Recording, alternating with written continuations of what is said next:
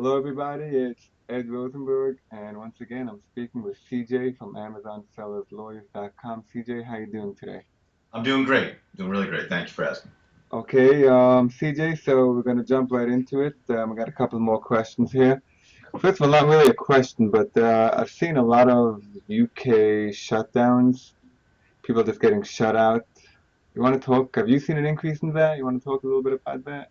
Yeah, holy cow. Over the last month or so, we've seen a tremendous increase in the UK shutdowns. And I'm not sure whether they're going back and double checking their verifications, if they're in the process of shifting their seller performance and product quality jobs to Hyderabad in India or not. I know that they're connecting more UK accounts with the UK accounts, but I'm seeing a tremendous increase in the number of UK problems and shutdowns. I'm also seeing an increase in the inability to reach people in the UK, both in seller performance, product quality, and their legal departments. It feels like they're in flux, but we are seeing a tremendous increase in problems with UK accounts, and we're trying to figure out how to address them. How about those like when it's like long term and you have a lot of FBA? You had any luck getting any inventory back, or that's a lost cause? How did that work?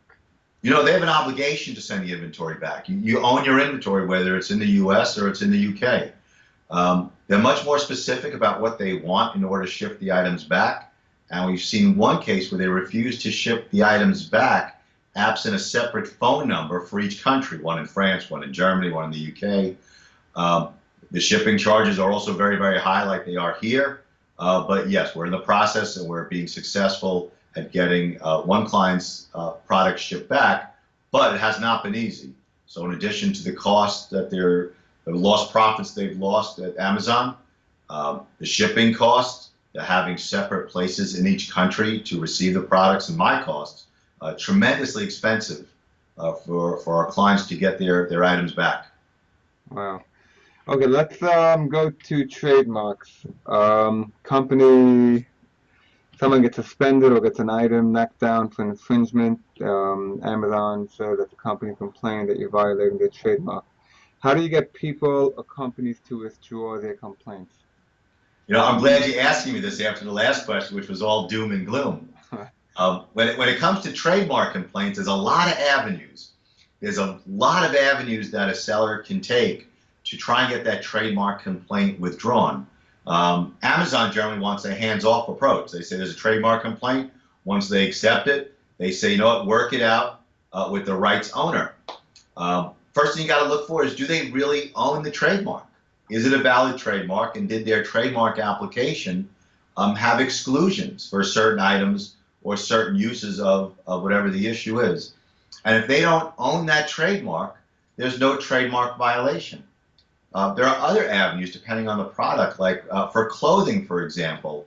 A lot of our sellers are going into the Walmart, the Marshalls, the discount, the outlets, and they're buying clothing and then listing them on Amazon for resale.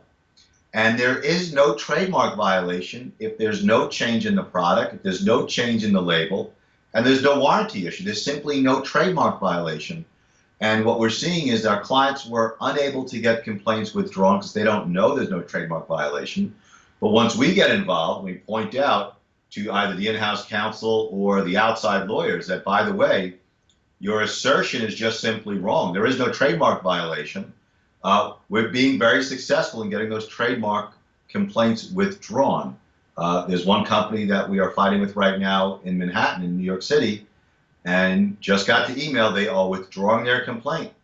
And when you're dealing with the bigger brand names, you're not the only one getting knocked off. So in this particular case, while we don't put any threats at all in writing, I did make it clear that if we have to go to court, it's not just going to be my one client. It's going to be everyone that they're knocking off. And it turns into a potential class action, which is a significant potential problem for these companies. Right. It's probably easier to get a hold of these companies' lawyers than Amazon's lawyers. Is that correct? Yeah, Amazon lawyers are erratic, just like the entire company. The lawyers are just as erratic. I have Right.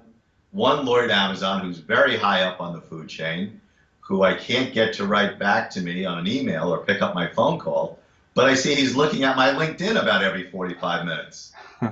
So he's fondling my LinkedIn, but he won't call me back. Uh-huh. But my letters, when a brand manager or a manufacturer or a company gets a letter from an attorney, they pay more attention to it. Especially if they research me and they see that we don't mess around, we're very serious. And this particular one, when I let them know, by the way, it's not just going to be one-on-one, it's going to be a proposed class, because I know you're not doing this just to my guy. And it was very persuasive, and they are now withdrawing their trademark complaint. And I hope to have my client restored, hopefully by Monday. Now, how long does it take from when you get that letter to Amazon to reinstate the account? Is it like right away, or? It's been pretty quick, but Amazon, again, has been pretty erratic. We've had some done within the hour, others that have taken days, even after the complaint's been withdrawn. In one particular case, we had the complaint withdrawn by the lawyer that asserted it. We had the manufacturer give us a letter confirming that the lawyer did not have the authority to make the complaint. It didn't even represent the manufacturer. And that one took about 2 weeks, and I don't know why. I suspect it's part and parcel of Amazon shifting these jobs offshore to India. I think that's part of the problem, part of the cause of it being so erratic.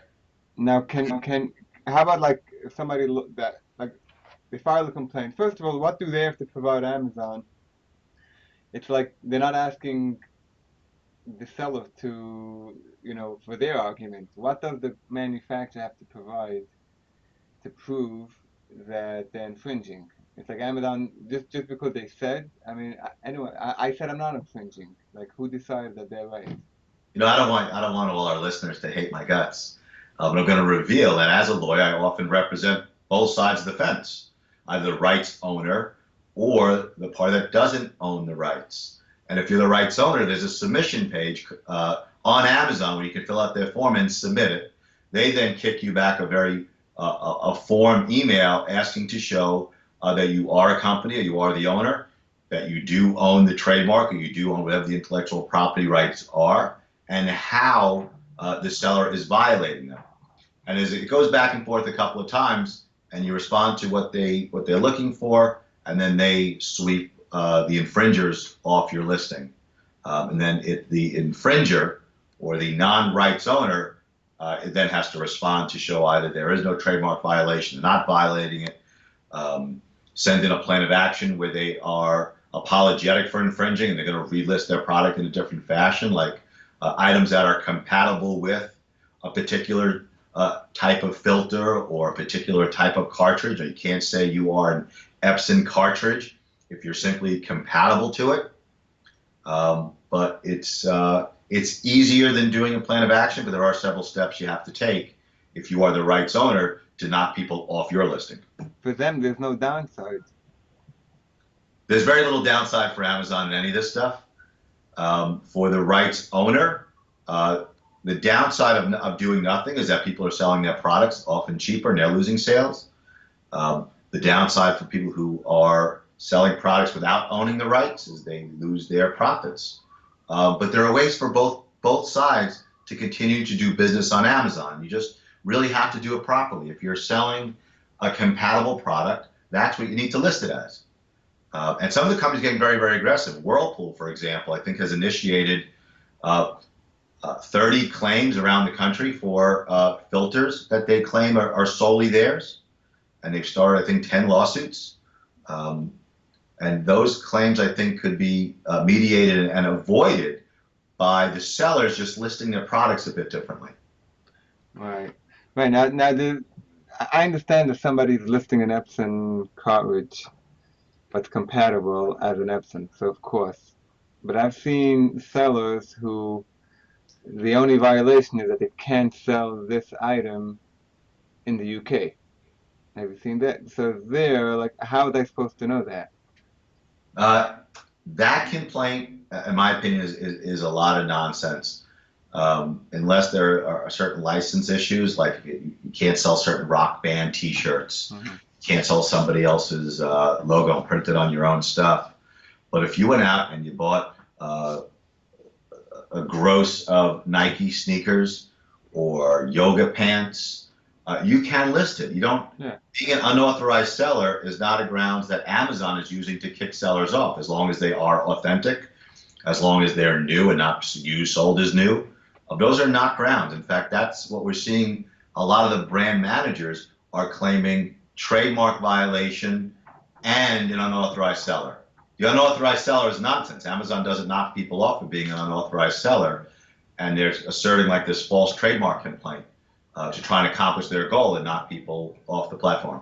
Right, but what I've seen is they say that you couldn't sell it as new because there's no warranty. So if I go to I go to France and I buy, some leather goods at a store, totally authentic, and then I sell it on Amazon.com, and that company won't honor a warranty, I think Amazon would knock me off of that. Yeah, they do, because it's not the same as new. Yeah, It's not necessarily used, but it's not the same as new either, because the warranty is invalid. exactly. In fact, Dell Computers, there was a big stink about Dell Computers a few years ago, people reselling electronics that didn't have the warranty. I do believe there's a way of dealing with it in terms of the listing. I'm unsure whether you can get a separate ASIN, but I think it might be a good way of trying to do it, because you're selling it. It is a brand new product, only it lacks the warranty. And I think for the consumer, it could still be very, very worthwhile. They'd rather pay less, even though they're not getting the warranty. Right, like if you sell it as used, but then but then they don't get the exposure, and then no one even bothers to click in. So, you could sell it as defective too, but you're not going to get the money. And then you can specifically indicate, excuse me, I'm sorry.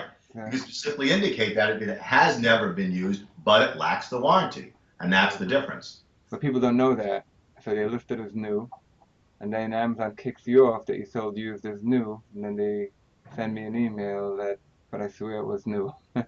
Right, right. Okay, so you mentioned about possibly if someone files a trademark that you can say if you don't withdraw the complaint, then they're going to be held liable for all the lost income during the time of the suspension. Can't they say back that Amazon was the one that suspended you? They can, and that could be a defense. But let me take a step back. A lot of this stuff are really persuasive arguments to get the complainants to withdraw their complaints. Are most sellers ever really going to pursue litigation?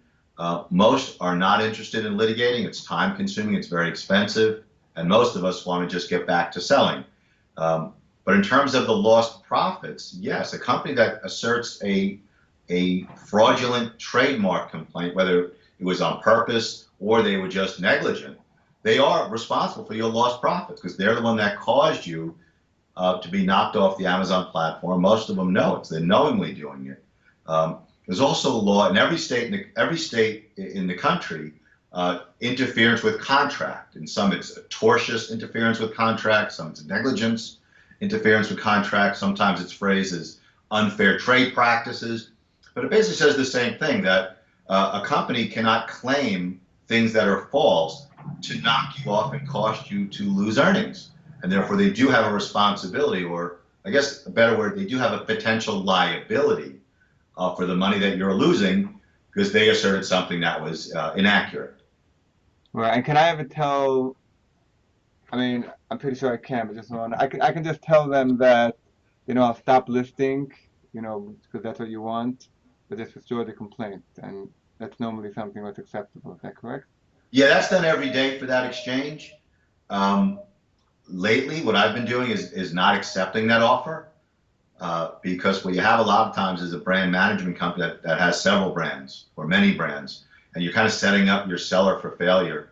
Well, that's a very common way of resolving it, telling them, by the way, I'll tell you what, if you just withdraw, you don't have a good trademark, but if you withdraw, we'll stop selling, and no harm, no foul, and everyone goes back to their bosses relatively happy. But sellers don't have to make that deal. You do not have to make that deal. If you're making a significant income and you're right, there's nothing wrong with standing up for your rights and saying, you know what, no, you do not have a valid trademark, or I am not violating it. Withdraw your complaint. And they often withdraw if you have the right. Very successful so far. Mhm. Okay, CJ, that's just about it for this evening, and we'll definitely be hearing from you again. And I really appreciate you coming on. Thank you very much. Thank you, Ed. Great talking to you. Yeah, be well. Bye.